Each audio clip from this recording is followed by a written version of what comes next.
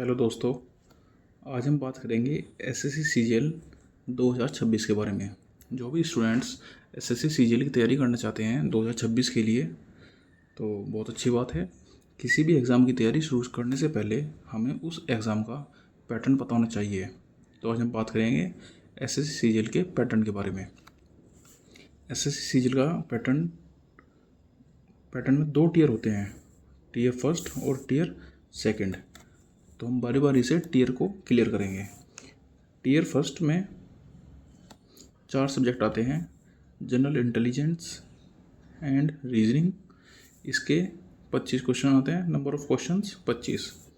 General awareness के 25 question आते हैं, क्वांटिटेटिव एप्टीट्यूड के 25 क्वेश्चन आते हैं और इंग्लिश कॉम्प्रिहेंशन के 25 क्वेश्चन आते हैं। जो इनके मार्क्स होते हैं, जनरल इंटेलिजेंस के 25 क्वेश्चन आते हैं और उनके मार्क्स होते हैं 50।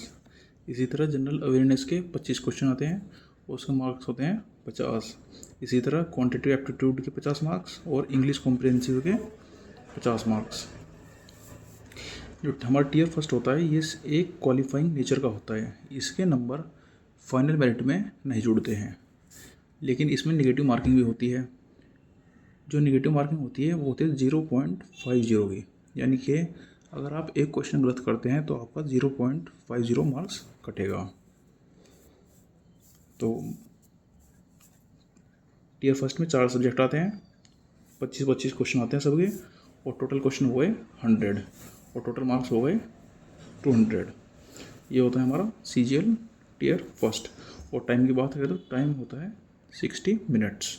60 मिनट्स में आपको चारों सब्जेक्ट्स कवर करने होते हैं, यानी कि 100 क्वेश्चन कवर करने होते हैं, और ये सिर्फ एक क्वालिफाइंग नेचर का होता है।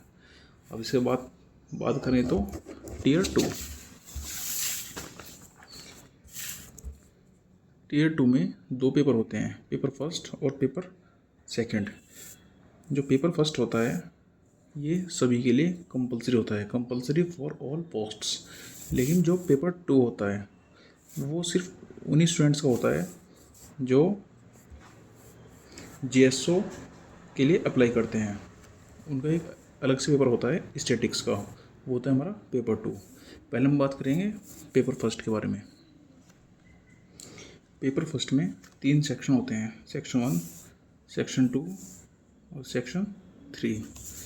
सेक्शन फर्स्ट में मैथमेटिकल एबिलिटी के 30 क्वेश्चन आते हैं, मार्क्स होते हैं उनके 90। और दूसरा सब्जेक्ट होता है रीजनिंग एंड जनरल इंटेलिजेंस। इसके भी 30 क्वेश्चन आते हैं और मार्क्स होते हैं 90। इन 2 सब्जेक्टों को पढ़ने के लिए हमको मिलता है 1 घंटा। बात करें सेक्शन 2 की, सेक्शन 2 के लिए भी हमें 1 घंटा मिलता है। इसमें एक सब्जेक्ट आता है इंग्लिश लैंग्वेज। इसके होते हैं 45 क्वेश्चन और 135 मिनट, 135 मार्क्स। जनरल अवेयरनेस के 25 क्वेश्चन और 75 मार्क्स। ये होता है हमारा सेक्शन 2। बात करें सेक्शन 3 की, तो इसमें एक सब्जेक्ट होता है कंप्यूटर नॉलेज टेस्ट। इसके 20 क्वेश्चन आते हैं, 60 मार्क्स का होता है। ये क्वालिफाइंग नेचर का होता है, यानी कि इस सब्जेक्ट के मार्क्स फाइनल मेरिट में नहीं जुड़ते हैं, और इसको करने के लिए हमको टाइम मिलता है 15 मिनट। और इसमें सेक्शन 3 में ही एक एग्ज़ाम होता है data entry and speed test. इसको टाइपिंग टेस्ट बोलते हैं। ये भी एक क्वालिफाइंग नेचर का होता है, और इसको करने के लिए हमें मिलते हैं 15 मिनट। ये हो गया हमारा पेपर फर्स्ट का। जो स्टूडेंट्स इस जीएसओ की या स्टैटिक्स वाली पोस्ट के लिए अप्लाई नहीं करते हैं, उनको सिर्फ यही पेपर करना होता है, पेपर फर्स्ट टीयर 2 में। लेकिन जो स्टूडेंट्स जीएसओ के लिए भी अप्लाई करते हैं या स्टैटिकल ग्रेड सेकंड के लिए अप्लाई करते हैं, उनको एक अलग से एग्ज़ाम देना पड़ता है, उसको बोलते हैं पेपर 2। जो पेपर 2 होता है उसमें एक सब्जेक्ट होता है स्टैटिक्स। स्टैटिक्स के 100 क्वेश्चन आते हैं और नंबर होते हैं 200। और इस पेपर को पढ़ने के लिए हमको टाइम मिलते हैं 2 घंटे।